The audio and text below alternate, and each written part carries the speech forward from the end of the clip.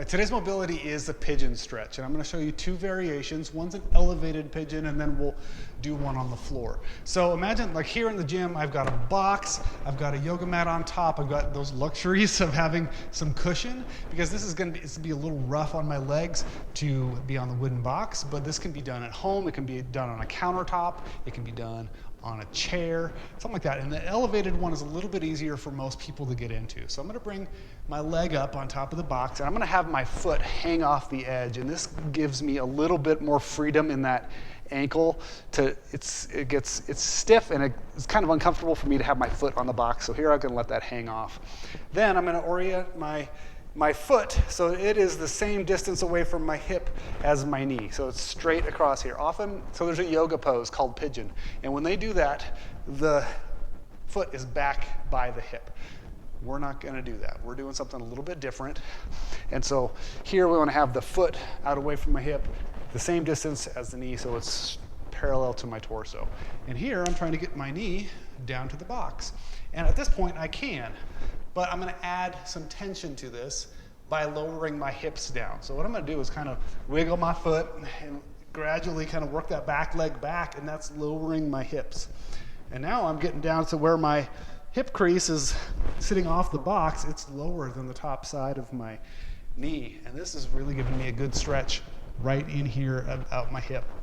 Now if you can do this and it's no problem, then you can add like a forward lean and try to bring your torso down toward the box, and that really increases the stretch on the back side of the hip. Now this is my good leg. I got a little bit more range of motion in my hip here. What if you can't get your knee to the box? Well, let me show you, because I have the same problem.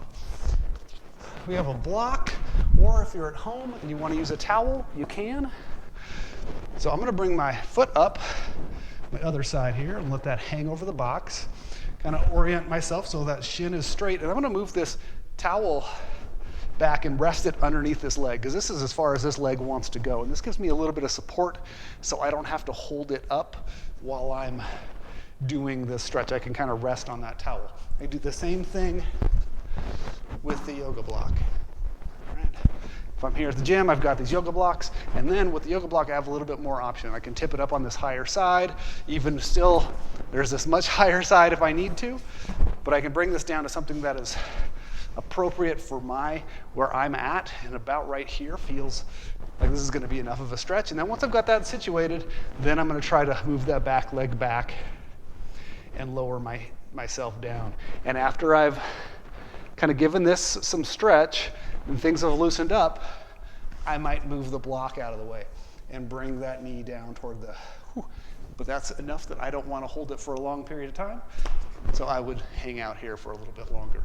Now, if I want to do it on the floor, you can do this at home as well. Same idea.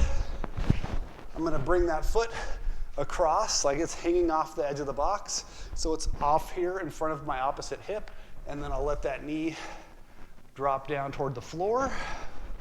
And I'm trying to rest here so my hips are squared up. And this, my opposite, I guess in this position, be my right butt cheek, is up off the floor. Often I see people rotate and sit, and we don't want it to be that. We want to be up and squared our torso up to this shin. And then I can work on getting that knee to the floor, and then to add more tension, I can bring my chest down toward my shin. All the same modifications work on this side. With my less mobile leg, I'm going to get that foot off in front of my opposite hip. Let that knee drop down. I'm going to move this block so it's under that leg, so it kind of helps support my weight while I kind of hang out in this position. We're going to do 2 minutes per side. It takes 2 minutes to make soft tissue change, so anything less than that is really not going to make that much difference. So make sure you spend at least 2 minutes. If you want to do 3, you can do that. The top end on any of our stretches is if you stop feeling like change is being made. You're going to make some change in that 2 to 3 minute window. Then after that, you're probably not going to see a lot more change in that stretching session, that mobility session. So then don't go any longer than that. You're just kind of wasting your time at that point. So that's it. Good luck.